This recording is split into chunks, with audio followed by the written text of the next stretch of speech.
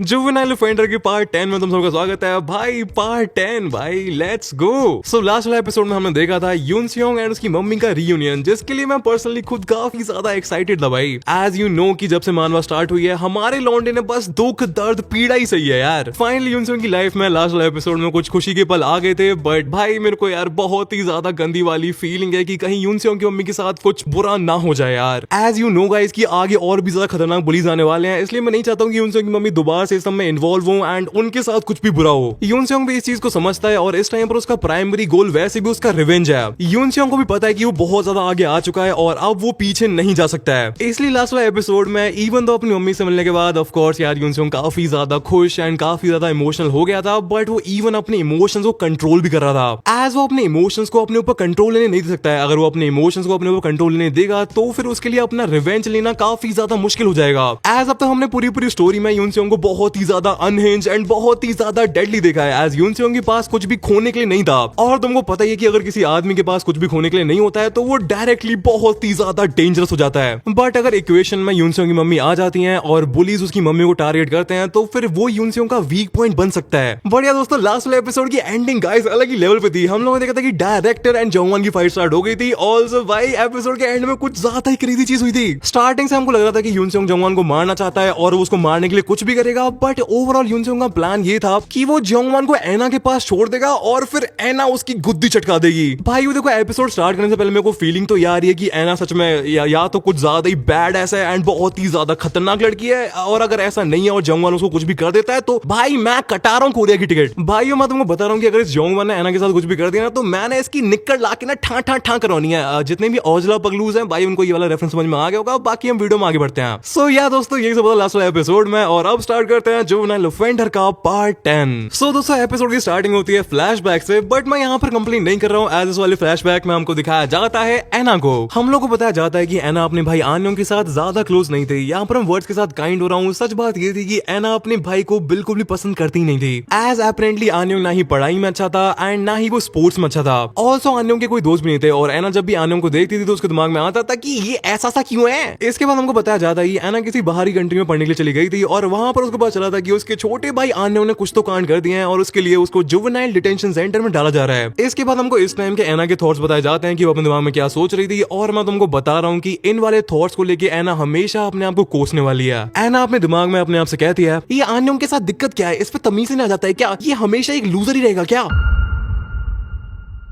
इसके बाद तुम सबको पता ही है कि आन्योंग के साथ जुवेनाइल डिटेंशन सेंटर में क्या हुआ था, और तुमको समझ में आएंगे होगा कि इन वाले वर्ड्स ने एना को उसके दिमाग में कितना ज्यादा हॉन्ट किया होगा। इसके बाद हमको दिखाया जाता है कि एना आन्योंग के फ्यूनरल पर खड़ी हुई है और उसको बिलीव नहीं हो रहा है। और मेरे वर्ड्स को गलत मत लेना दोस्तों, ये चीज आन्योंग की डेथ से रिलेटेड नहीं है। एना को इस चीज में भरोसा नहीं हो रहा है कि वो इतनी ज्यादा गंदी बहन कैसे हो सकती है। नेक्स्ट में हमको दिखाया जाता है कि जब आन्योंग जुवेनाइल डिटेंशन सेंटर में था तब उसने एना के लिए काफी सारे लेटर्स लिखे थे, बट वो वाले लेटर्स एना को कभी मिले ही नहीं, या फिर अगर मिले भी होंगे तो उसने कभी पढ़े नहीं। एना एक एक करके उन लेटर्स को पढ़ती है एंड उसके आंसू बंद नहीं होते हैं। एज उन लेटर्स में आन्योंग ने लिखा था कि उसको झूठे केस में फंसाया गया है एंड उसके पूरी की पूरी प्लानिंग करके जुवेनाइल डिटेंशन सेंटर में डाला गया है। ऑल्सो आन्योंग ने ये सारे लेटर सिर्फ और सिर्फ एना को भेजे थे, एज वो अपनी मम्मी को किसी भी प्रॉब्लम में डालना नहीं चाहता था। ऑल्सो अपने लेटर में उसने लिखा था कि वो अपने आप से बहुत ज्यादा डिसअपॉइंटेड है। ऑल्सो वो एना एंड अपनी मम्मी से माफी मांगता है इतना बड़ा लूजर होने के लिए। एना इन सारे लेटर्स को पढ़ती है और उसको समझ में आ जाता है कि उसने कितनी ज्यादा बड़ी गलती की है। अगर एना ने ये सारे लेटर्स पहले पढ़े होते, अगर एना ने ट्राई करा होता आन्योंग से जाके मिलने का, इवन उसने अगर लेटर भी लिखा होता तो हो सकता है कि आन्योंग को होप मिल जाता और हो सकता है कि उसका भाई जिंदा बच जाता। और इस सब के बाद एना के दिमाग में वही सारे वर्ड्स आते हैं जो कि उसने आन्योंग के बारे में अपने दिमाग में सोचे थे, और उन सब के बारे में सोच के एना को इतना ज्यादा पेन होता है, अपने आप से इतनी ज्यादा हेट होती है कि मैं उस सब को वर्ड्स में डिफाइन नहीं कर सकता हूँ। नेक्स्ट हमको एना एंड यूनसियोंग की मीटिंग दिखाई जाती है, जहां पर ऑफ कोर्स इनकी अलायंस फॉर्म होगी, एज इनके दुश्मन ऑफ कोर्स सेम ही है। हाय, आई एम सॉरी कि मैं इतना ज्यादा टाइम बीतने के बाद आपसे मिलने के लिए आ रहा हूँ, बट एनीवेज मेरा नाम है यूनसियोंग ली और मैं आन्योंग का दोस्त हूँ। सो या ऐसे करके एना एंड यूनसियोंग पहली बार मिले थे, और इसके बाद हमको पता है कि एना फिर यूनसियोंग की कितनी ज्यादा मदद करती है एंड उसकी कितनी ज्यादा केयर करती है। एनीवेज इसके बाद हमको प्रेजेंट टाइम का सीन दिखाया जाता है, जहां पर एना के हाथ में नाइफ लग रखा है और वो कहती है, तेरे से मिलके मेरे को बहुत ही ज्यादा अच्छा लग रहा है हरामखोर। अब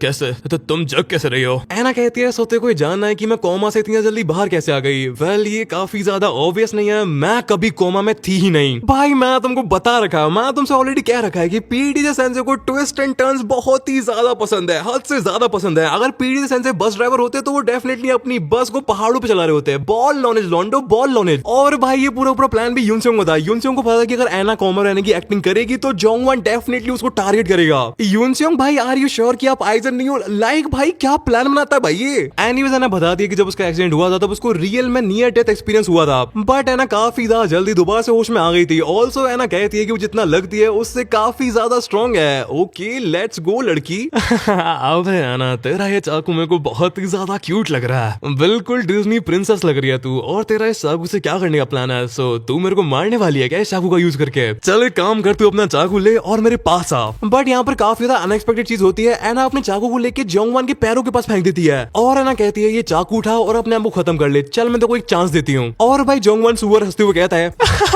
अरे डार्लिंग, उस वाले एक्सीडेंट के बाद पक्का तेरे दिमाग पर जरूर असर आया है, तेरे को पता ही चला है, बट तू आधी पागल तो हो चुकी है। और हाँ है ना, एक चीज मेरे को पता है कि अगर मैं चाकू को लेकर तेको यहीं पर मार डालता हूँ तो फिर तुम लोग क्या करोगे? तुम लोग मेरे ऊपर केस करोगे क्या? तुम लोग मेरे ऊपर केस करोगे? जाओ कर देना केस, मेरे को कोई भी डर नहीं लगता है। मेरे पास इतना पैसा है, इतने कनेक्शन है कि मैं जज को भी खरीद सकता हूँ। सो मैं जो तेरे को चांस दिया है वो चांस तू नहीं लेगा। हाँ मैं तेरे को चांस दिया अपने आप को खुद अपने हाथों से मारने के लिए, एज मेरे भाई ने खुद अपने आप को अपने हाथों से मारा था ना। मेरे भाई ने खुद अपने हाथों से अपने आप को मारा था ना। बोल जोंगवान बोल, तूने वो क्यों किया जोंगवान? तूने ये सब क्यों किया? ये सुन के जोंगवान के होश उड़ जाते हैं। एंड आई नो कि आन्योंग की डेथ के पीछे जोंगवान का इनडायरेक्टली हाथ था, एज उसके दोस्तों ने जोंगनाइट डिटेंशन सेंटर में उसको बहुत ही ज्यादा बुली किया था। बट आई गेस स्टोरी में कोई और पीस भी बाकी है। आई थिंक कि जोंगवान का कैसे ना कैसे करके डायरेक्टली हाथ है आन्योंग के मर्डर के पीछे। इसके बाद हमको पास का वही सीन दिखाया जाता है जहां पर एना आन्योंग के लेटर को पढ़ रही थी और उस लेटर में एक चीज बहुत ही ज्यादा क्लियर थी कि आन्योंग इस सब को लेके काफी ज्यादा पॉजिटिव एंड काफी ज्यादा ऑप्टिमिस्टिक था। आन्योंग ने लेटर में लिखा था कि आई नो कि यहाँ पर जिंदगी उतनी ज्यादा अच्छी नहीं है, बट मैं जैसे करके यहाँ पर जिंदगी काट लूंगा और जब मैं यहाँ से बाहर आऊंगा ना तब मैं एक ऐसा इंसान बन के दिखाऊंगा जिसपे आपको एंड मम्मी को काफी ज्यादा प्राउड होगा। इस सब से तुम समझ सकते हो कि आन्योंग की टोन काफी ज्यादा पॉजिटिव थी और उसने जो किया वो एक्चुअल में ये सब करने के बारे में सोच नहीं रहा था। इसके बाद हमको फिर से यूनसेओंग और एना की फर्स्ट मीटिंग को दिखाया जाता है जहां पर यूनसेओंग डायरेक्टली पॉइंट पर आ जाता है और कहता है आई नो कि मैं लेट हूं बट मैं आपका टाइम वेस्ट करना नहीं चाहता हूँ। आन्योंग ने अपनी जान खुद नहीं ली थी, उसका मर्डर हुआ था, उसका मर्डर करवाया गया था। एना कहती है तुमको कोई भी आइडिया है कि वो किसने करवाया था? यूनसेओंग कहता है हाँ मेरे को बहुत ज्यादा अच्छे से पता है। नेक्स्ट में हमको दिखाया जाता है कि हरामजादा जोंगवान आन्योंग के सेलमेट के साथ बैठा हुआ है और ये कहता है मार दे उसे। आन्योंग का सेलमेट कहता है क्या क्या बक रहा है बे? मैंने कहा मार दे उसे, उस आन्योंग चूहे को जान से मार डाल। इस सब को ऐसा शो करना कि ये सब तूने नहीं किया था बल्कि उसने खुद अपनी जान ली थी और प्लीज ये सब जल्दी करना ठीक है। जोंगवान हैवान की बातों को सुन के आन्योंग के सेलमेट के भी पसीने छूट जाते हैं। उसके दिमाग में भी ये चल रहा है कि ये जोंगवान इंसान तो नहीं है, ये पक्का एक डीमन है। और हाँ तू सबूत एंड एविडेंस वगैरह की चिंता मत करना, इस सब का ध्यान मैं रख लूंगा, तू जस्ट उसको मार दे। अब उसने पूरे के पूरे स्कूल के सामने मेरी बेइज्जती की थी यार, इसको ऐसे जाने थोड़ी दूंगा मैं। नेक्स्ट सीन हमको दिखाया जाता है कि आन्योंग का सेलमेट गला दबा के उसको जान से मार देता है और बाकी वाले सेलमेट्स कैमरा वगैरह को कवर कर लेते हैं। आन्योंग शोर मचाने का बहुत ज्यादा ट्राई करता है, वो सांस लेने की बहुत ज्यादा ट्राई करता है बट कुछ भी काम नहीं आता है। भाई इसके बाद मैं ऑफिशियली कह सकता हूँ कि जोंगवान अब तक का सबसे ज्यादा इविल कैरेक्टर है। लाइक भाई it is not even close. भाई इसने आन्योंग को मरवाया, शिन को मार दिया। भाई ये सच में भाई बहुत ही ज्यादा गंदा है यार। एनीवेज हमको पेन टाइम का सीन दिखाया जाता है जहां पर जोंगवान के हाथ में चाकू आ चुका है, स्टिल एना उसकी तरफ जा रही है और एना कहती है सो कम्युनिटी को याद आ गया ना कि तूने आन्योंग को कितनी ज्यादा बेरहमी से मरवाया था, तेरे को ये बात याद आ गई ना? सो यार जो तूने मेरे भाई के साथ किया था वही सेम चीज आज तेरे साथ होने वाली है जोंगवान कुत्ते। ये सब सुन के जोंगवान पलक जाता है और वो एना के ऊपर चाकू के साथ हमला कर देता है उसको मारने के लिए। और दोस्तों ये जोंगवान हरामी एना को चाकू से स्टैब कर देता है। मैं नहीं मारा था आन्योंग को, मैं नहीं उन लोगों से कहा था उसको मारने के लिए, बता तू क्या कर लेगी? हाँ तेरी जैसे कुतिया मेरा कुछ भी उखाड़ नहीं सकती है, तेरे को समझ में आ रही है बात? बट भाई नेक्स्ट प्लान हमको दिखाया जाता है कि एना इस सात्रो फ्रिकिंग गोजो इन्फिनिटी है भाई इसके पास। मजाक कर रहा हूँ बट जोंगवान का चाकू एना के अंदर घुस नहीं पाता है। जोंगवान को समझ में नहीं आता है कि अबे ये कैसे हो गया बे? तेरे को क्या लगा था कि मैं यहाँ पर असली चाकू लेके आऊंगी? तेरे को क्या लगा था कि मेरी बुद्धि तेरी तरह मोटी है जोंगवान? सो या एना ने जोंगवान के साथ स्कैम कर दिया है। Shout out to my GOAT Lloyd Fontera, भाई स्कैम रुकना नहीं चाहिए। एनीवेज एना कहती है आजकल असली चाकू और नकली चाकू के बीच में डिफरेंस बता पाना काफी ज्यादा मुश्किल हो गया है ना जोंगवान। सल्लू बॉय का दिमाग खराब होते जा रहा है, वो क्रेजी होते जा रहा है। जोंगवान कहता है मेरे साथ गेम खेलना बंद कर दे। बट नेक्स्ट टाइम हमको दिखाया जाता है कि एना अपनी शर्ट को ऊपर करती है। भाई ये क्या चल रहा है यहाँ पर? सो जोंगवान तूने सांगचुल के बारे में सुना? यूनसेओंग ने जोंगनाइट डिटेंशन सेंटर में घुस के उसको रगड़ के रख दिया था और जोंगवान उस वाली फाइट को लेके ना काफी ज्यादा स्पेशल चीज थी। यूनसेओंग ने सांगचुल को सिर्फ और सिर्फ एक उंगली का यूज करके हरा दिया था। और फिर हमको दिखाया जाता है कि एना अपनी शर्ट को ऊपर क्यों कर रही थी, लाइक वो अपने एब्स को फ्लेक्स कर रही है। ऑल्सो लड़की के पास एक पेपर स्प्रे है। तुम लोगों को याद होगा कि पहले वाले एपिसोड में यूनसेओंग ने सांगचुल को कितना ज्यादा गंदा कूटा था, वो भी अपने पेपर स्प्रे का यूज करके। यहाँ पर यही सेम चीज होने वाली दोस्तों। सो जोंगवान, क्या तेको पता है कि एक जायंट को सिर्फ एक उंगली का यूज करके कैसे हराते हैं? कोई बात नहीं, मैं तो बताती हूँ। एना जोंगवान की आंखों में पेपर स्प्रे डाल देती है और फिर जोंगवान की बॉल्स के साथ फुटबॉल खेल लेती है। भाई एना की किक को देख के मेरा गोट मैसी भी शर्मा जाए। भाई लेट्स गो। एना के 2 अटैक्स में जोंगवान की हालत खराब हो जाती है। भाई के तोते उड़ चुके हैं, भाई मुंह से थूक दे चुका है यार। जोंगवान दर्द के मारे चलाने लगता है। एज यू नो भाई कि ये वाला अटैक लड़कों के लिए कितना ज्यादा डेडली होता है। एना कहती है सो देखो कैसा फील हो रहा है जोंगवान? तेरे को दर्द हो रहा है ना? ये तो बस अभी स्टार्टिंग है। तेरे को कभी किसी से डर नहीं लगाना, क्योंकि तो अपने पापा का प्यारा परा जो था उन्होंने तेरे को हमेशा हर एक चीज से बचा के रखा। Pretty little जोंगवान। बट इसलिए आज तेरे को बहुत ही ज्यादा पेन होने वाला है। आज तेरे को पता चलेगा कि असली दुनिया कितनी ज्यादा दर्दनाक एंड कितनी ज्यादा स्कैरी है जोंगवान। ये क्या बकने लग रही है तू? ये सब क्या बकवास है? नेक्स्ट सीन हमको दिखाया जाता है लॉयर चीचा और चश्मे वाली बैडी को, और ये सब के सब पेपर वर्क को इकट्ठा कर रहे हैं आप। एज इन लोगों को इस बैंड के दिन जोंगवान की गुद्दी जो बचानी है। बट नेक्स्ट में हमको दिखाया जाता है कि लॉयर चीचा को जोंगवान के पॉपो का कॉल आ जाता है और वो उनसे कह देते हैं अपनी सारी की सारी कार्रवाई को बंद करने के लिए। लॉयर चीचा को समझ में नहीं आता है कि इन बाप बेटे का क्या चल रहा है। जोंगवान के पापा ही जोंगवान को बचाने से मना क्यों कर रहे हैं? बट जोंगवान के पापा कहते हैं सिचुएशन में थोड़ा बहुत चेंज है, तुमको अभी के लिए रुकना पड़ेगा और मेरे ऑर्डर्स का वेट करो अभी के लिए, ठीक है? लॉयर चीचा फोन रख देते हैं और कहते हैं ठीक है जैसा आप कहें सर। और भाई फिर हमको दिखाया जाता है कि जोंगवान के पॉप और जोंगवान की गुद्दी को खबर क्यों नहीं कर रहे हैं। एज भाई यहाँ पर भी यूनसियोंग पहुंच चुका है। तेरे कहने पर मैंने अपने बेटे का साथ छोड़ दिया है। मेरे को पता नहीं है तो मेरे को क्या ऑफर करने वाला है, बट अगर मेरे को तेरी डील पसंद नहीं आई तो तेरे को बहुत ही ज्यादा भारी कीमत चुकानी पड़ेगी। भाई मेरे को समझ में नहीं आ रहा कि उनसे यहाँ पर क्या करने का ट्राई कर रहा है, but I trust my Homi guys, let him cook. और दोस्तों फाइनली यहाँ पर जोंगवान के पापा का फेस रिवील हो जाता है और ऑल्सो हमको उनका नाम भी बता दिया जाता है, जो कि है म्योंगजिन सन। जोंगवान के पिताश्री कहते हैं सो मिस्टर ली बताइए आपका ऑफर क्या है? और दोस्तों यूनसियोंग यहाँ पर अपना काम करना स्टार्ट कर देता है। यूनसियोंग कहता है वेल मेरे को आपके बारे में काफी कुछ पता है। आप पहले एक जज हुआ करते थे और कुछ ही टाइम में आपकी पॉलिटिकल पार्टी में इलेक्शंस होने वाले हैं पार्टी के हेड को चूज करने के लिए, और इन इलेक्शंस में आपकी पोजीशन काफी ज्यादा स्ट्रांग थी।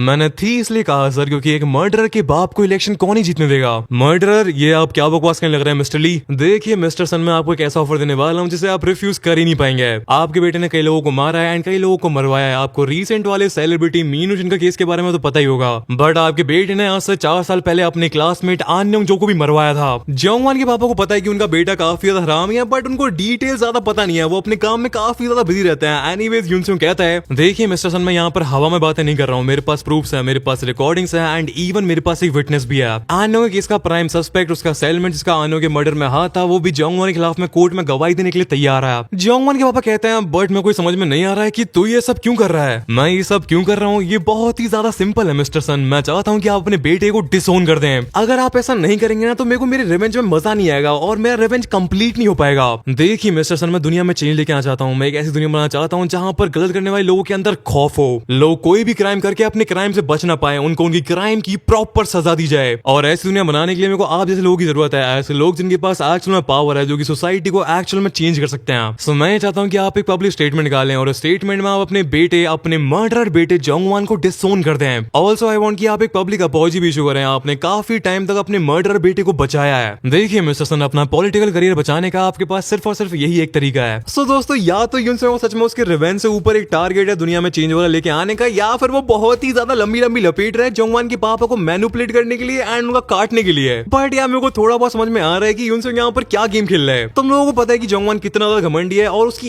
ईगो का मेन सोर्स ये है कि उसके पापा सच में बहुत ही ज्यादा पावरफुल इंसान है। इसलिए यूनसियोंग जोंगवान से इस चीज को छीनना चाहता है। एज इसके ऑफ कोर्स भाई वैसे बेनिफिट तो होंगे, बट इससे जोंगवान को मेंटली भी बहुत ज्यादा असर पड़ने वाला है। एज यू नो कि जोंगवान पापा की परी बन के कुछ ज्यादा ही फुदकता है, और जब उसको पता चलेगा कि उसके खुद के पापा ने उसे डिसोन कर दिया है तो वो बहुत ही ज्यादा गंदे वाले ट्रॉमा में जाने वाला है। एनीवेज यूनसियोंग के पापा का कोई असिस्टेंट वगैरह उनके कान में आके कुछ बोलता है और वो यहाँ से उठ के जाने लगते हैं। बट हमारा लौंडा यूनसियोंग फुल फॉर्म में आ चुका है। यूनसियोंग कहता है नहीं, आप उठ के नहीं जा सकते हैं। I am sorry to tell you mister Sun, but आपके पास टाइम नहीं है। जो कुछ होगा यही होगा एंड अभी के अभी होगा। मैं आपको 1 घंटे का टाइम देता हूँ। 1 घंटे के अंदर आप प्रेस कॉन्फ्रेंस को ऑर्गेनाइज करवाइए और अपना स्टेटमेंट दीजिए। भाई यूनसियोंग यहाँ पर क्रेजी वाली गेम खेल रहा है यार। उसको पता है कि जोंगवान के पापा जोंगवान की केयर करते हैं, बट वो जोंगवान से ज्यादा केयर अपनी पॉलिटिकल करियर की करते हैं। भाई ये जोंगवान के पापा गैप रूम गेम की तरह नहीं है। अब भाई ना ही हो तो बेटर है। आज इस वाली स्टोरी में को कीटे गेम को नहीं देखना है। वो लक्कड़हारा अपना स्टॉर्म ब्रेकर लेके कहीं भी पहुंच जाता है और लोगों को काटना स्टार्ट कर देता है। मेरी यूनसियोंग को एडवाइस है कि भाई पीटे यूनिवर्स में किसी से भी लड़ लेना, भाई बस उससे मत लड़ना यार। एनीवे सीन चेंज होता है, हमको दिखाया जाता है जिसमें मैं काफी ज्यादा इंटरेस्टेड हूँ। मार पीट भाई, लेट्स गो। बट ज्यादा खुश नहीं होना है दोस्तों। एज चांगसू की हालत में वो कुछ सही लग रही है। वो काफी ज्यादा पिट चुका है। चांगसू डायटो को टैकल करने की कोशिश करता है, बट ये पहाड़ हिलता ही नहीं है। मैं तेरे को उठा के रहूंगा। चांगसू क्या डायरेक्टर को उठाएगा? डायरेक्टर को चांगसू चांगसू को उठा के उसमें बहुत ही ज्यादा क्रेजी वाली पटकी दे देता है। ये चीज चांगसू ने अपनी पूरी की पूरी जिंदगी में पहली बार एक्सपीरियंस करी है। तुमको पता ही कि चांगसू का साइज कितना ज्यादा है, पहली बार उसको किसी ने उठा के ऐसे पटका है। बट इन दोनों जानवरों की फाइट को देख के लोग यहाँ से भागना स्टार्ट कर देते हैं। एज ये दोनों बहन के दिन हॉस्पिटल में ऐसे जानवरों की तरह फाइट कर रहे हैं। भाई हॉस्पिटल में हल्ला मचना स्टार्ट हो जाता है, लोग चिल्ला रहे हैं कि भाई कोई तो पुलिस को बुला दो, यहाँ पर गुंडे घुस आए हैं। तुम लोगों को ये बात समझ में क्यों नहीं आती है कि मैं कमजोर नहीं हूँ। हर कोई मेरे को हल्के में लिया जा रहा है। अब मैं यूएफसी में बंदों को फाड़ दिया करता था। डायरेक्टर यहाँ से मुड़ के जाने लगता है। चांगसू की हालत सच में बहुत ही ज्यादा खराब है, उसका मत्था पत्ता फूट चुका है और काफी ज्यादा ब्लड बह रहा है उसका। चांगसू ऑलमोस्ट बेहोश हो चुका है, बट तभी उसके दिमाग में एक फ्लैशबैक आता है और उसको यूनसियोंग की बात याद आती है। मेरी बात ध्यान से सुन चांगसू, एक यूएफसी फाइटर को फाइट में हरा पाना बहुत ही ज्यादा डिफिकल्ट चीज है। उन्होंने अपनी पूरी जिंदगी अपनी बॉडी को ट्रेन किया होता है, उनका फाइटिंग लेवल एक नॉर्मल इंसान के कंपैरिजन में बहुत ही ज्यादा ऊपर होता है। सो जब तक तू अपने रूल्स के साथ एंड अपने सो कॉल्ड मॉरल्स के साथ खेलेगा तू एक यूएफसी फाइटर को हरा नहीं पाएगा। बट अगर तेरा कभी किसी यूएफसी फाइटर सामना हो जाए तो तेरे पास जीतने का सिर्फ एक ही तरीका होगा, चीटिंग। इसके बाद हमको दिखाया जाता है कि चांगसू के दिमाग में मेरी दोस्त की गर्लफ्रेंड की तरह बस एक ही चीज घूमने लगती है, चीटिंग चीटिंग चीटिंग। और इसी वाले थॉट के साथ चांगसू खड़ा हो जाता है, जो कि दिखने में लग रहा है भाई बहुत ही ज्यादा डेंजरस। चांगसू ने अपने दिमाग में सोच लिया कि अब वो डायरेक्टर की वीकनेस को टारगेट करने वाला है। अबे तो फिर खड़ा हो गया, तेरे को मेरी बात समझ में नहीं आ रही है क्या? खबीब को मैं ड्रिंक नहीं दिया करता था, मैग्रेगर को मैं पानी पिलाया करता था मीठा वाला। डायरेक्टर चांगसू के ऊपर पंच लॉन्च चला देता है, बट मिड पंच उसको समझ में आ जाता है कि चीजें चेंज हो चुकी हैं। चांगसू ने पूरा फायर एक्सटिंग्विशर उठा लिया है और वो डायरेक्टर के पंच को डॉज कर लेता है। चांगसू फायर एक्सटिंग्विशर को लेकर डायरेक्टर की खोपड़ी उठा करता है, वो तो डायरेक्टर से वाले अटैक को डॉज कर लेता है, वरना यही कि यही डायरेक्टर की खोपड़ी खुल जाती। बट जिससे पहले डायरेक्टर कुछ भी कह पाता, दोबारा से कह पाता कि मैं तो यूएफसी में था, उससे पहले चांगसू अपनी उंगलियां इसकी आंखों में दे देता है। डायरेक्टर चांगसू की उंगलियों को अपने हाथ के विजर ब्लॉक कर लेता है, वरना डायरेक्टर के कजरारे नैन यहीं पर फूट जाते दोस्तों। बट तभी हमको हमारे गुरुजी यूनसियोंग की बात सुनाई जाती है। यूनसियोंग ने पास में चांगसू से कहा था कि भले ही किसी भी इंसान ने कितनी भी ट्रेनिंग क्यों ना करी हो, हर एक इंसान की बॉडी में वीक पॉइंट जरूर होते हैं। स्किन, आंखें, कंचे और ऑल्सो उंगलियां। यूनसियोंग कुछ ज्यादा डेडली नहीं है दोस्तों। एनीवे चांगसू अपने मास्टर की बात को याद करके डायरेक्टर की उंगलियों को धर लेता है एंड उन्हें तोड़ देता है। मैं तुमको बता दूं ये वाला अटैक मेरे ऊपर काम नहीं करता है दोस्तों। एक बार मैं फेस कैम करना स्टार्ट कर दूं उसके बाद मैं तुमको दिखा भी दूंगा। बट डायरेक्टर मेरी तरह नहीं है, उसको उसकी नानी, दादी, मम्मी, उसको अपना पूरा का पूरा खानदान याद आ चुका है दर्द के मारे। चांगसू कहता है यूनसियोंग ने मेरे से कहा था कि अपने वीक पॉइंट्स को ट्रेन करने का कोई भी तरीका नहीं होता है। वेल फिर तो मैं अपनी अलग ही लीग में हूँ दोस्तों, एटलीस्ट उंगलियों के मामले में। एनीवे चांगसू कहता है I will get strong for loyalty, loyalty is everything. काश मेरी दोस्त की गर्लफ्रेंड को भी ये सब किसी ने समझाया होता। बट चांगसू यहाँ पर नहीं रुकता है, वो डायरेक्टर की नाक में खींच के कोहनी बजा देता है, जिससे डायरेक्टर नॉकआउट हो जाता है। जितना मेरे को लगता है एटलीस्ट कुछ टाइम के लिए तो डायरेक्टर नॉकआउट हो ही चुका है। डायरेक्टर का भरता बनाने के बाद चांगसू अगेन एक काफी ज्यादा बैंगर सी लाइन डिलीवर करता है। चांगसू भैया कहते हैं a man with things to protect never lose. ओहो भाई शेक्सपियर तो पक्का गीला ही हो गया होगा दोस्तों। इसके बाद सीन शिफ्ट होता है दोस्तों एंड हम लोग आते हैं हमारी कहानी के मेन इवेंट पर। हमको इस ऊत ब्लाउ को दिखाया जाता है और ये ऊत ब्लाउ कहता है असली दुनिया कितनी खतरनाक है।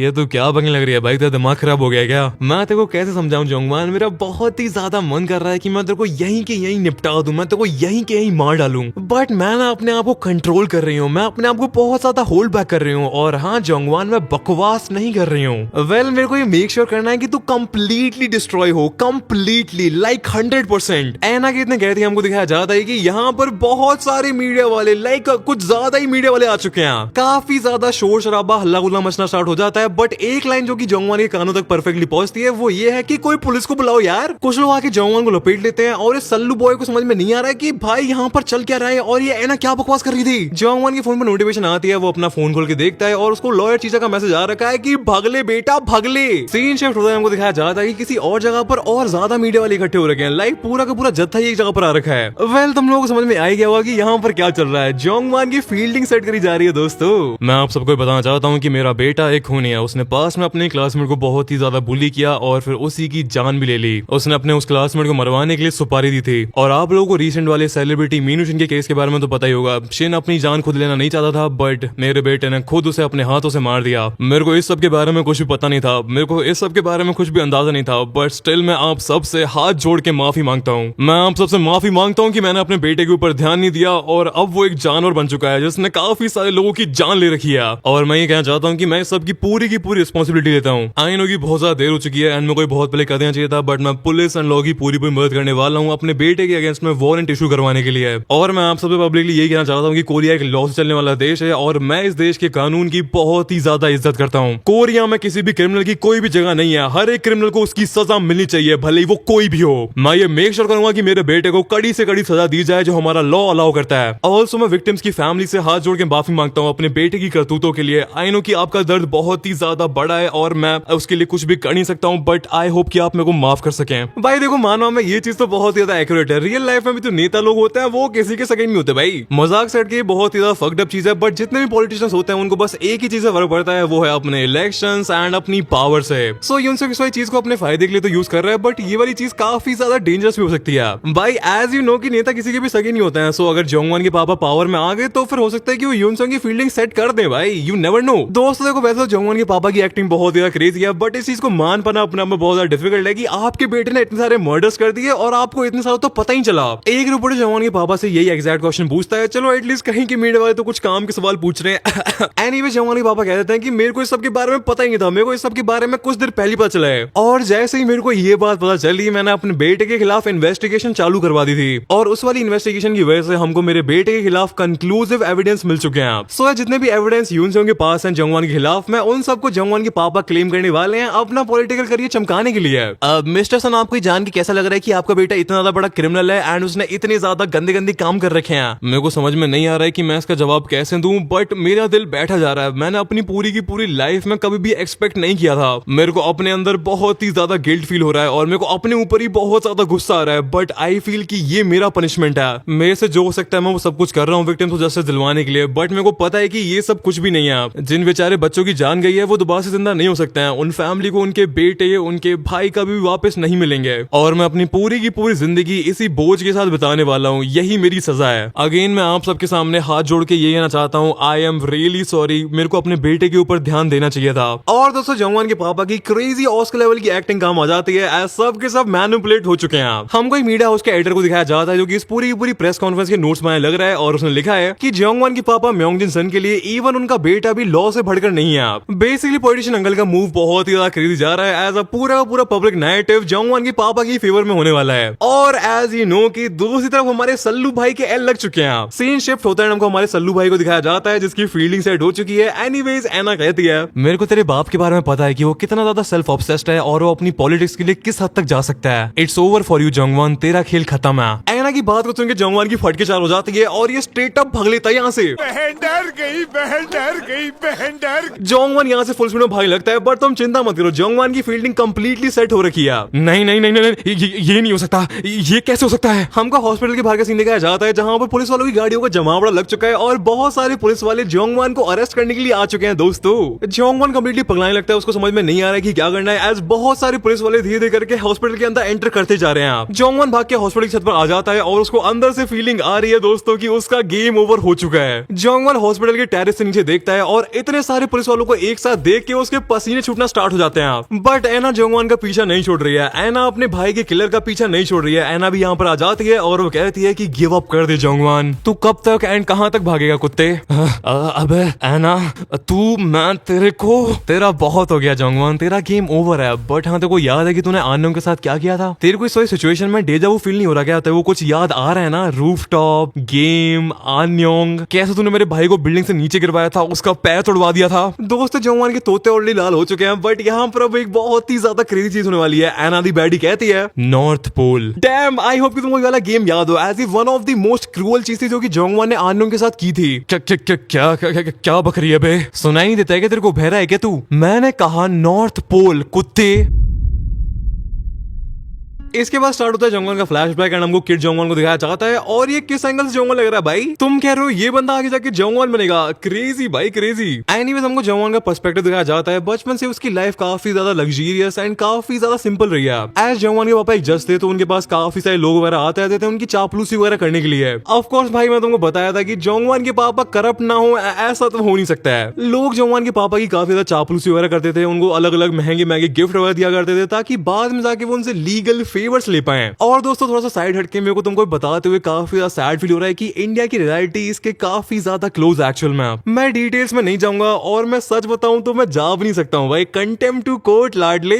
एनीवेज जोंगवान के इस फ्लैशबैक में हमको पता चलता है कि जोंगवान को अपने पापा के चापलूस लोग काफी ज्यादा पसंद है, एज ये लोग बिना सोचे समझे जोंगवान को भी पैसे वगैरह एंड अलग अलग गिफ्ट वगैरह दे दिया करते थे। अरे तुम जोंगवान हो क्या, जज साहब के बेटे? अरे बेटा तुम दिखने में बहुत ही ज्यादा स्मार्ट हो। अरे बेटा ये लोग कुछ पैसे रख लो। सो दोस्तों यहाँ पर हमको पता चलता है कि जोंगवान के बचपन से ही उसकी और उसके पापा की इतनी कुछ खास बनती नहीं है। एज जोंगवान के पापा यहाँ पर कहते हैं स्मार्ट और ये निकम्मा। अबे तू क्या बकरा भाई, और तू निकल यहाँ से। जोंगवान के पापा जोंगवान को इस वाले कमरे से धुतकार के निकाल देते हैं और जब जोंगवान इस वाले कमरे को छोड़कर जा रहा था तब जोंगवान के पापा कहते हैं अबे बेवकूफ कहीं का। इसके बाद हमको जोंगवान की फैमिली की थोड़ी बहुत और डिटेल्स पता चलती हैं। हमको बताया जाता है कि जोंगवान की मम्मी एक सेलिब्रिटी थी, जोंगवान के पापा का उनके ऊपर दिल आ गया, उनके बीच में कुछ गुलू गुलू हुआ एंड उसके बाद जोंगवान पैदा हो गया। बट जोंगवान के पापा जोंगवान की मम्मी से हमेशा लड़ते रहते थे। एज अगर उनके हिसाब से जोंगवान की मम्मी ने उन्हें फंसाया नहीं होता तो वे काफी ज्यादा अच्छी बेटर फैमिली में शादी कर लेते एंड वो और भी ज्यादा ऊपर लेवल पर पहुंच जाते। बेसिकली सबसे हमको ये क्लियर कर दिया जाता है कि जोंगवान के पापा एक अच्छे फैमिली मैन तो बिल्कुल भी नहीं है, वो ना ही एक अच्छे पति हैं एंड ना ही एक अच्छे बाप। बट जोंगवान को अपनी लाइफ में इस सबसे उतना कुछ ज्यादा इफेक्ट पड़ा नहीं। एज जज साहब के बेटे होने के काफी सारे एडवांटेजेस हैं, काफी ज्यादा क्रेजी वाले एडवांटेजेस। अपने पापा की वजह से जोंगवान को बचपन से ही काफी ज्यादा स्पेशल ट्रीटमेंट मिलते हुए आया है। जब जोंगवान अपने पूरे के पूरे ग्रुप अपने पूरे दोस्तों के साथ सुट्टा वगैरह फूक रहा होता था एंड टीचर्स उनको पकड़ लेते थे तो टीचर्स बाकी सारे बच्चों वगैरह को तो पकड़ लेते थे एंड उनको पनिशमेंट वगैरह दी जाती थी, बट जोंगवान को कोई हाथ भी नहीं लगाता था। एज हर किसी को पता था कि जोंगवान के पापा अपने आप में काफी ज्यादा पावरफुल इंसान है और इसी वजह से जोंगवान को मस्त अपनी गेमिंग की आदत भी लग गई। एज उसके मम्मी पापा उससे कभी भी कुछ कहते नहीं थे, ना ही पढ़ने के लिए ना ही कुछ और करने के लिए। बेसिकली स्टार्टिंग से लौंडे के ऊपर किसी भी तरह का कोई भी प्रेशर था ही नहीं। बट डेफिनेटली पैसा एंड पावर हर एक चीज को फिक्स नहीं कर सकता है। काफी बार जोंगवान को लोनली वगैरह भी फील हुआ करता था और फिर हमको पैनल दिखाया जाता है जिसमें जोंगवान व्हाइट मॉन्स्टर पी रहा है। ओके व्हाइट मॉन्स्टर मेरी फेवरेट ड्रिंक है दोस्तों, लाइक पानी की बात भाई ऑफ कोर्स। बट ये जोंगवान जो 3 डॉबरमैन कुत्ते पाल रखे हैं उनको पालने के पीछे का भी रीजन ये है कि जोंगवान काफी ज्यादा लोनली वगैरह फील करा करता था अपने घर पे। एज यू नो कि उसके पापा बहुत ही ज्यादा बिजी वगैरह रहते हैं एंड उनके पास तो जोंगवान के लिए टाइम है ही नहीं और उसकी मम्मी का क्या सीन है ये हमको पता नहीं है। बेसिकली साले पूरे फ्लैशबैक से हमको ये समझाया जाता है कि जोंगवान भले ही बहुत ही ज्यादा टफ एंड बहुत ही ज्यादा डेंजरस बनता है बट उसने रियल लाइफ में एक्चुअली कभी भी डेंजर फेस करा ही नहीं है। उसकी लाइफ बहुत ही ज्यादा आसान एंड बहुत ही ज्यादा सिंपल रही है एंड उसने real challenges and real problems कभी भी फेस करी ही नहीं है। अगर तुम जोंगवान की लाइफ को हमारे लौंडे यूनसियोंग की लाइफ से कंपेयर करोगे तो तुमको समझ में आएगा कि यूनसियोंग मेंटली जोंगवान से लाख गुना ज्यादा टफ है।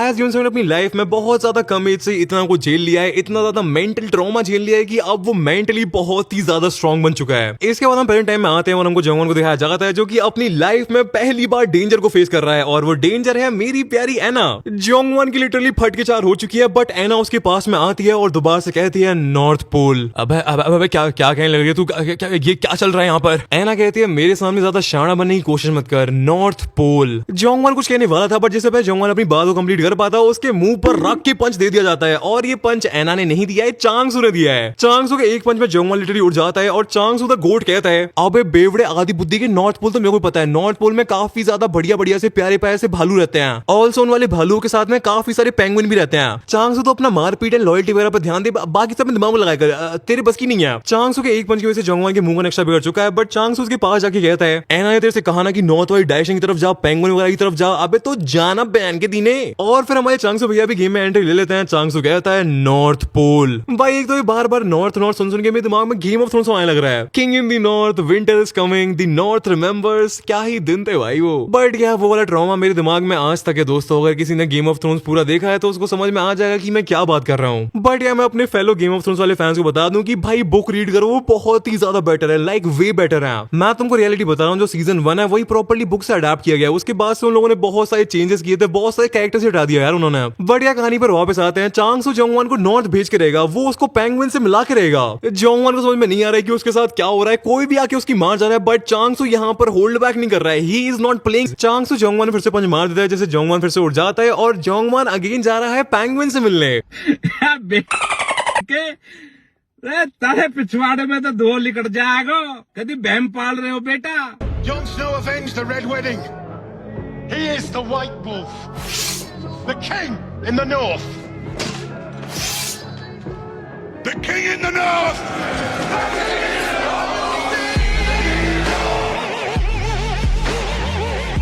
जोंगवान लुढ़कते लुढ़कते हॉस्पिटल के टेरेस की एज पे पहुंच जाता है और जब उसे थोड़ा बहुत होश आता है और वो अपने सामने देखता है तो उसे एना दिखाई देती है। और दोस्तों एना कहती है, जोंगवान मैं सिर्फ एक बार और कह रही हूँ, नॉर्थ पोल। जोंगवान की चारों तरफ से लॉम्ब लग चुके हैं, बट भाई की ईगो सच में बहुत ही ज्यादा बड़ी है। इतने ज्यादा गंदे तरीके से पिलने के बाद भी जोंगवान एना को गाली देने लगता है। बट दोस्तों आज मैं जोंगवान को एना को गाली देने के लिए रोस्ट नहीं करूंगा, एज यहाँ पर चांगसू प्रेजेंट है। चांगसू पहले जोंगवान में एक राइट हैंड का पंच मारता है और फिर जोंगवान के ऊपर पंचेस की बारिश कर देता है। चांगसू जोंगवान को मार मार के उसका कुत्ता बना देता है और जोंगवान को यही समझ में नहीं आ रहा है कि चांगसू यहाँ पर प्रेजेंट कैसे है। जोंगवान अपने दिमाग में सोचने लग रहा है कि ये खबीब की चौथी औलाद डायरेक्टर कहाँ गया। बट हमारा लौंडा चांगसू जोंगवान की इतनी ज्यादा गंदी कुटाई करता है कि जोंगवान के दिमाग में मेमोरीज फ्लैश होना स्टार्ट हो जाती हैं। जोंगवान अपने मन में यूनसियोंग एंड आनयोंग के बारे में सोचने लगता है और वो इन दोनों को ही सब कुछ के लिए ब्लेम करना स्टार्ट कर देता है। यूनसियोंग की बात हुई गई है तो हमको यूनसियोंग को दिखाया जाता है जो कि इस टाइम पर पुलिस स्टेशन के सामने और वो डिटेक्टिव चीचा के साथ कहीं जा रहा है। यूनसियोंग मैं तो अभी के लिए छोड़ रहा हूँ, बट इस सब के चक्कर में ना अपनी ईगो को इन्फ्लेट मत कर लियो, ठीक है। मैं तेरे से या तेरी ट्रिक से डर के या फिर तेरे से मैनिपुलेट होकर तेरे को नहीं छोड़ रहा हूँ, ये मेरा खुद का डिसीजन है, समझा। डिटेक्टिव चीचा यहाँ पर यूनसियोंग की टांग खींचने लग रहे हैं, बट डिटेक्टिव चीचा सच में काफी ज्यादा हेल्पफुल एंड काफी ज्यादा अच्छे हैं दोस्तों। यूनसियोंग डिटेक्टिव चीचा को थैंक यू बोल देता है, एज डायरेक्टली और इनडायरेक्टली डिटेक्टिव चीचा ने यूनसियोंग की काफी ज्यादा हेल्प किया। यूनसियोंग कहता है, वेल मिस्टर डिटेक्टिव, क्या आप एक इंटरेस्टिंग कहानी सुनना चाहेंगे। डिटेक्टिव चीचा हाँ कह देते हैं और यूनसियोंग फिर अपनी कहानी को स्टार्ट करता है। सो मेरी बॉडी पर कुछ टैटूज हैं, उनमें से एक टैटू एक नरक में रहने वाले जानवर का है। अगर मैं आपको स्पेसिफिकली बताऊं तो टैटू नरक के गॉड हेडिस के गार्ड डॉग का है, जिसको ग्रीक माइथोलॉजी में सेरेब्रस बोला जाता है। सेरेब्रस ग्रीक माइथोलॉजी का one of the most interesting part है। वो नरक में लोगों को तड़पाता है एंड ये मेक श्योर करता है कि नरक से कोई भी बाहर निकल ना पाए। और मैं आपको बहुत ही ज्यादा पर्सनल चीज बताता हूँ डिटेक्टिव सर, मैं जब भी सेरेब्रस के बारे में सोचता हूँ मेरे को उस हरामी जोंगवान की याद आती है।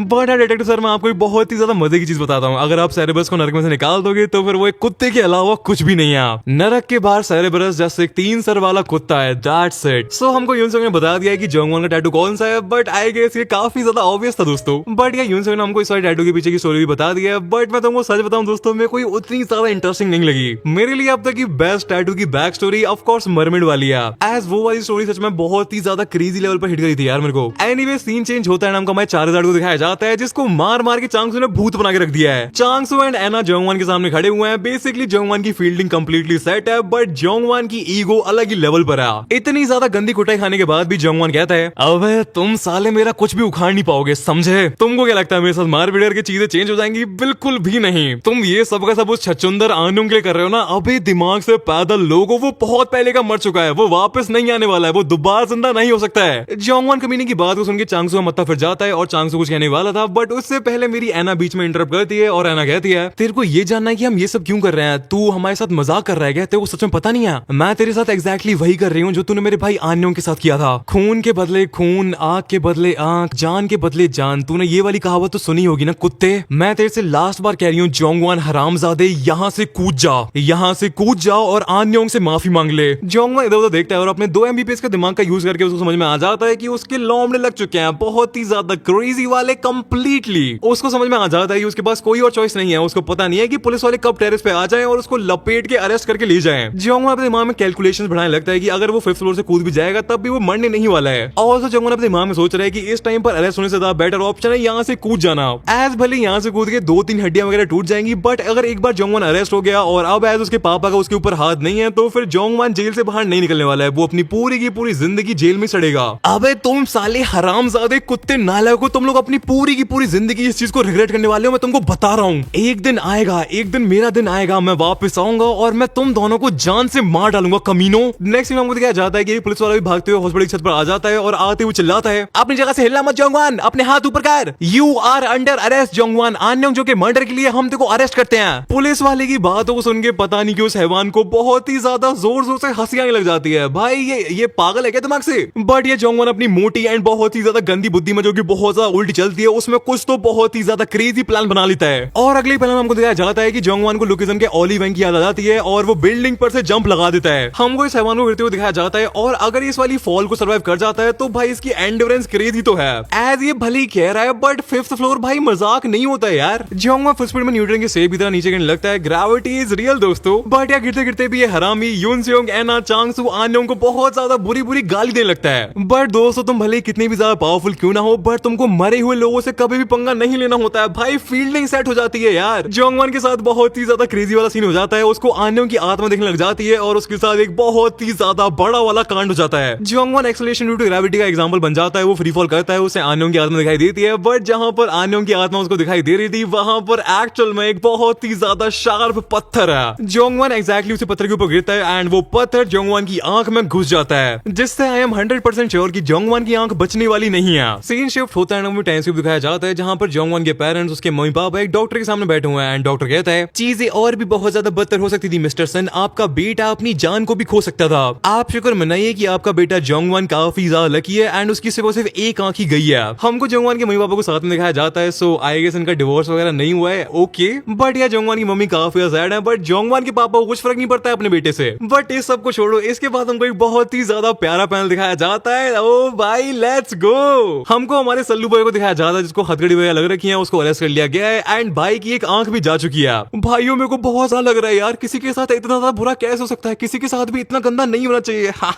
सो यार जोंगवान की उस पत्थर की वजह से जान नहीं गई, जो कि अपने आप में बहुत ज्यादा बड़ी बात है। उस सिचुएशन में ये इजीली मर भी सकता था, बट यार डेफिनेटली हमारे सल्लू बॉय ने अपनी एक आंख खो दिया। मीडिया में ये वाला केस काफी ज्यादा पॉपुलर हो चुका है एंड पूरा का पूरा पब्लिक नैरेटिव एंड ऑलमोस्ट सारी पब्लिक इस टाइम पर जोंगवान के अगेंस्ट में है, जो कि होनी भी चाहिए भाई ऑफ कोर्स। ऑल्सो जोंगवान को एक और बहुत ज्यादा बड़ा झटका तब लगा जब उसके पुराने दोस्त जिससे उसने आन्योंग का मर्डर करवाया था, उसने भी कोर्ट में आन्योंग वाले केस को लेके जोंगवान के केस में स्टेटमेंट पास कर दी। ऑल्सो इस टाइम पर मीनूशन वाले केस में भी जोंगवान ही प्राइम सस्पेक्ट है और सारे के सारे प्रूफ्स भी उसी के अगेंस्ट में है। ओवरऑल इस सब के चलते जोंगवान के अगेंस्ट में कोर्ट में ऑर्डर पास हो गया और इस सब की वजह से जोंगवान को अब जाना पड़ेगा जुवेनाइल डिटेंशन सेंटर में। सीन चेंज होता है, हमारे लंबे बालों वाली पापी उड़िया जुवेनाइल डिटेंशन सेंटर में पहुंच चुकी है और वहां पर जाके भी जोंगवान अपनी हरकतें करना स्टार्ट कर देता है। एक गार्ड जोंगवान से कुछ कहता है और जोंगवान उसके ऊपर रॉब झाड़ना स्टार्ट कर देता है। अब चल रहा हूँ भाई, मैं चल रहा हूँ, मेरे को सुनाई दे रहा है, तू मेरे ऊपर चिल्ला क्यों रहा है यार। ऑल्सो मेरे को बहुत ज्यादा प्यास लग रही है, चल एक काम कर मेरे लिए पानी लेके आ, और हाँ साथ में एक एनर्जी ड्रिंक लेके आई हूँ, मेरे को मॉन्स्टर काफी पसंद है, रेड बुल लेके आने की गलती मत करना ठीक है। गार्ड कुछ भी रिप्लाई नहीं देता है, तभी जोंगवान कहता है तेरे को पता भी है मैं कौन हूँ। बट भाई गार्ड इसकी गुद्दी पर खींच कर रैप पे मार देता है। भाई मजा ही आ गया, पूरा का पूरा और आ गया पानी में, लेट्स गो। गार्ड कहता है अबे साढ़े क्या समझता है अपने आपको, कहीं का राजकुमार है क्या तू? बेटे यहाँ पर शांति से रह ले, आराम से रह ले, वरना तेरी मार मार के ना गुद्दी चटका दूंगा, बड़ा आया। जोंगवान लिटरली स्टंड रह जाता है, एज आज तक उसके साथ ऐसा कभी भी किसी ने नहीं किया है। उसने आज तक इतनी बेइज्जती अपनी जिंदगी में कभी भी नहीं सही है। आई नो कि चांगसू एंड यूनसियोंग एंड एना वगैरह ने उसे मारा है, बट भाई वो स्ट्रेट अप 1-on-1 फाइट थी भाई, यहाँ पर तो टोटली बेइज्जती हो रही है। नेक्स्ट वाले पैनल हमको भाई लड़के को दिखाया जाता है जो कि भाई फुल ड्रिप्ड आउट होकर आ रखा है, भाई क्रेजी कपड़े पहन रखे हैं लॉन्डे ने। यूनसियोंग किसी तरह के तो कंट्रोल रूम के अंदर एंटर करता है, हमको ये पता नहीं जाता है कि एक्चुअल में किसका कंट्रोल रूम है एंड कौन सी जगह है, बट यूनसियोंग इस वाले कंट्रोल रूम के अंदर एंटर करके एक कंप्यूटर के ऊपर कुछ काम करने लगता है। यूनसियोंग भी अपनी व्हाइट मॉन्स्टर निकाल लेता है और यूनसियोंग के थ्रू में पता चलता है कि जोंगवान इज टोटली कुक्ड दोस्तों।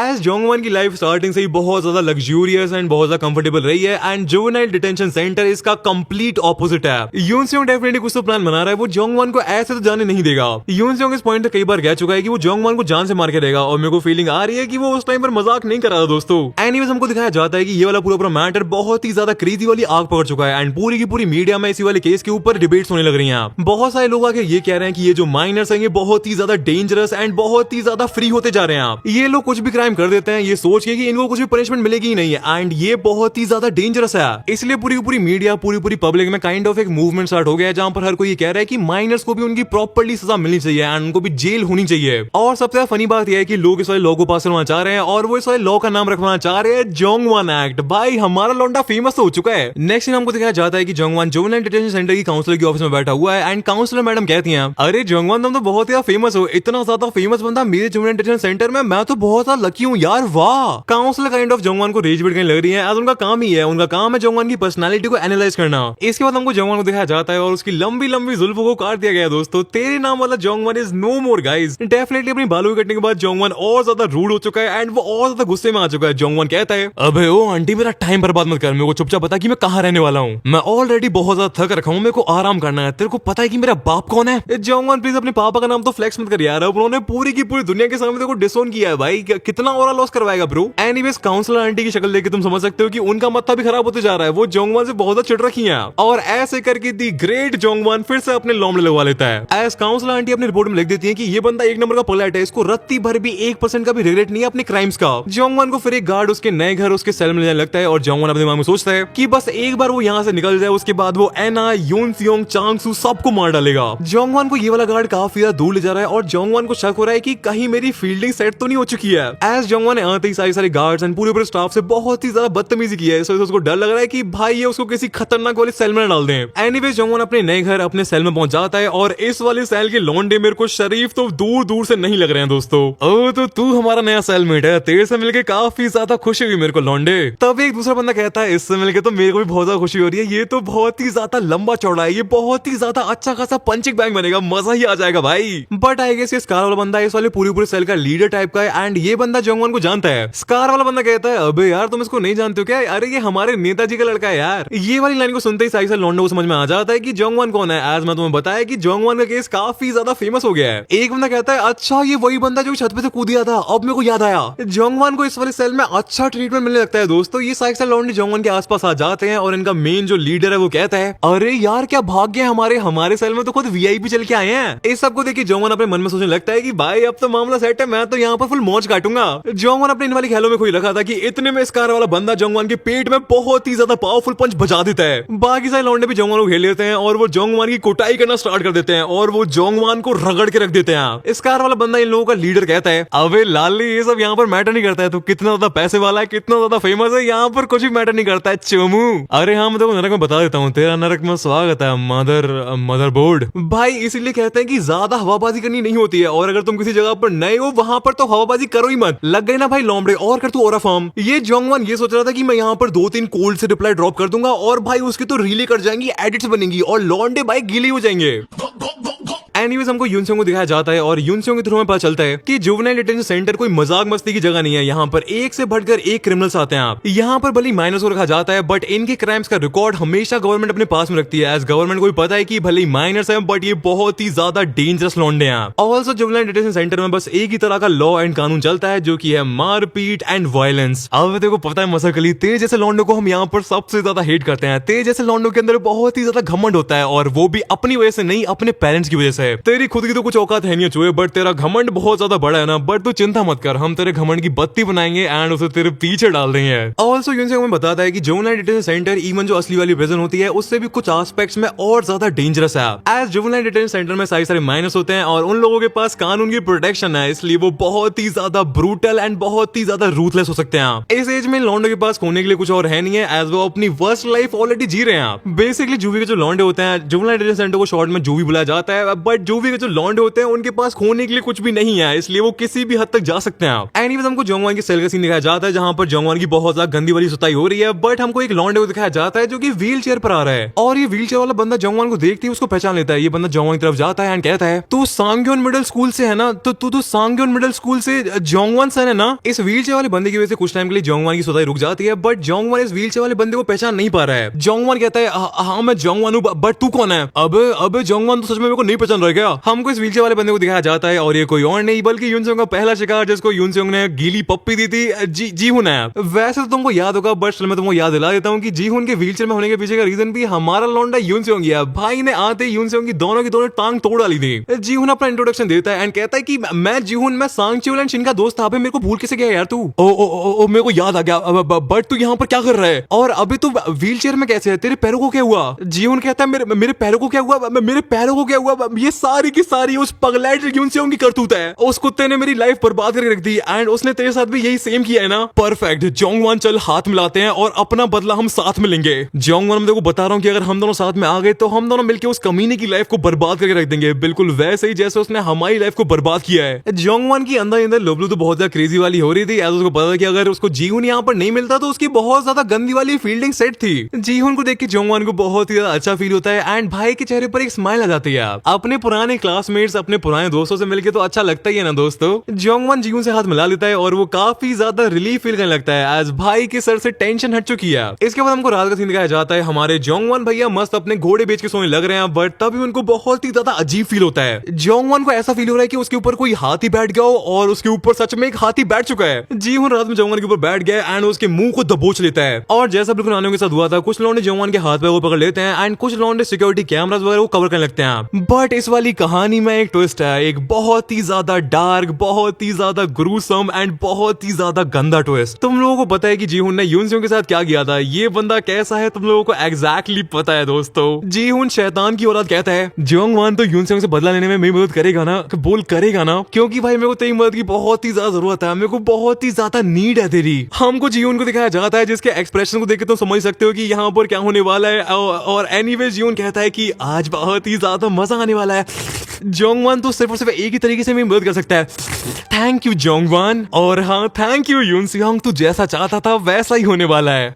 सो I think I was right. Yunseong इतनी बार कह चुका है कि भाई वो जोंगवान की जान लेके रहेगा, and I think he definitely meant that bro. इसके बाद हमको 3 महीने का टाइम स्किप दिखाया जाता है, और तुम लोग एक बार इस जोंगवान की हालत देखो। इसके साथ सच में बहुत ही ज्यादा गलत हुआ है। रोज इसके साथ बहुत ही ज्यादा गंदी गंदी चीजें हुई हैं दोस्तों। जोंगवान के साथ ऐसी ऐसी चीजें हुई हैं कि मैं तुमको यहाँ पर बता भी सकता हूँ। अगर मैं तुमको यहाँ पर बता दूंगा तो यूट्यूब मेरी इस वीडियो के साथ भी वही सेम चीज करेगा जो कि जोंगवान के साथ इन हरामी लॉन्डो ने किया। वेल, तुमको नेक्स्ट वाली कन्वर्सेशन समझ में आ ही जाएगा कि मैं क्या बात कर रहा हूँ। ओ हेलो बेबी स्वीट हार्ट, आज रात को तैयार रहना। एक दूसरा बंदा इस जोंगवान के दोस्त से कहता है कि अगर ये बात बाहर फैलेगी कि हमने इस लॉन्डे जोंगवान के साथ क्या क्या किया है तो भाई पता नहीं क्या होगा। बट जोंगवान का दोस्त कहता है कि उसको कुछ भी घंटा फर्क पड़ता नहीं है, वो ये करता रहेगा। एज बाहर की दुनिया में उसके पास कुछ भी खोने के लिए है ही नहीं, इसलिए कुछ भी मैटर करता ही नहीं है। ऑल्सो ये बंदा कहता है कि जोंगवान बिल्कुल मेरी तरह है, एज जोंगवान के पास भी अब कुछ भी नहीं है। जोंगवान के प्यारे पापा जिसको लेके वो इतना ज्यादा दौड़ जाता था, वो उससे एक बार भी मिलने के लिए नहीं आया।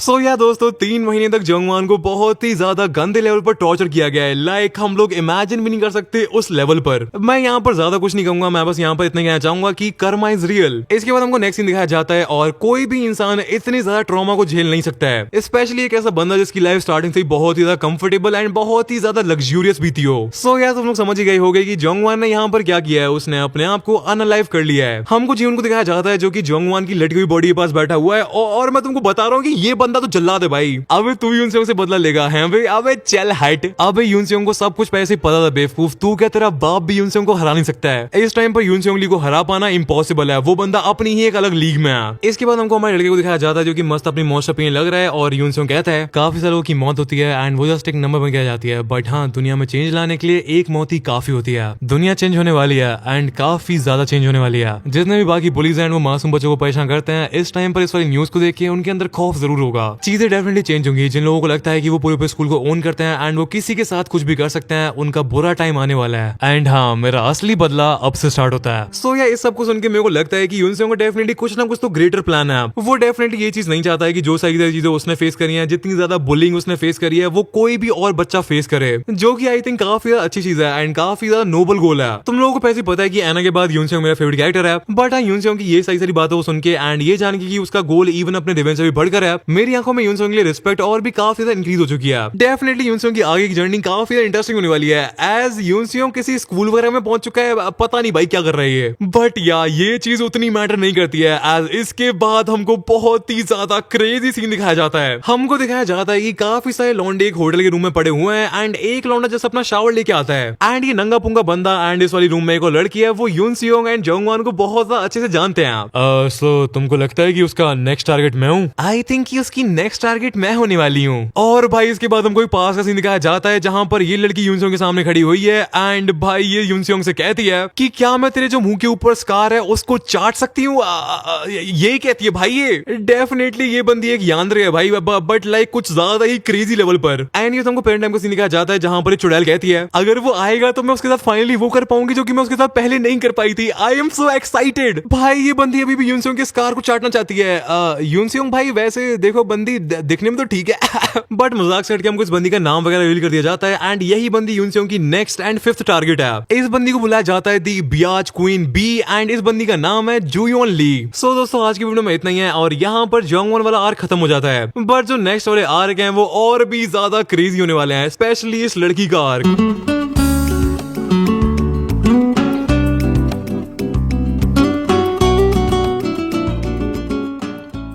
आई नो तुम लोग सोचोगे कि भाई अचानक से face reveal, what the hell. But दोस्तों, मैं तुमको बता दूं कि मैं फेस रिवील ऑलरेडी कर चुका हूं, बट जो पुरानी वाली वीडियोस जिनमें मैंने फेस कैम किया था उन वाली वीडियोस को मैंने प्राइवेट कर रखा है। अब उसके पीछे का रीजन क्या है ये मेरे से अभी पूछना मत। बट तुम लोग सोच रहे हो कि भाई अचानक से तूने फेस रिवील क्यों किया है एंड ऑल दैट, मतलब पहले कर दिया था बट तब भी अब फेस कैम के साथ वीडियो क्यों बना रहा है and all that.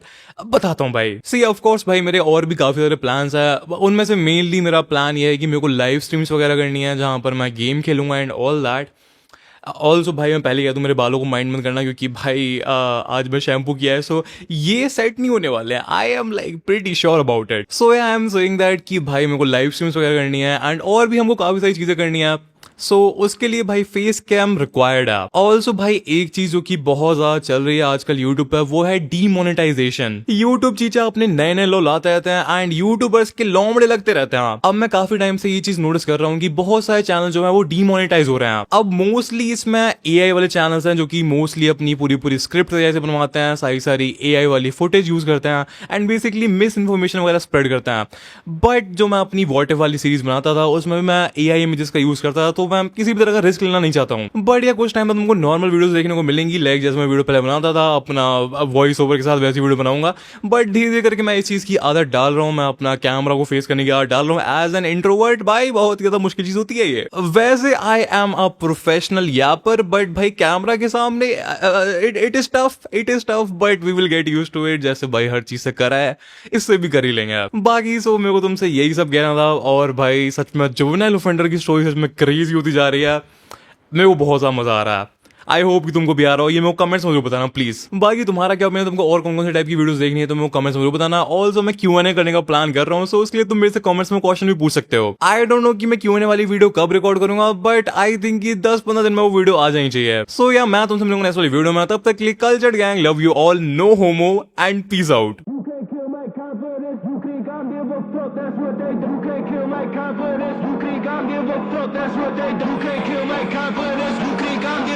That's what they tell me, all the fucks I ever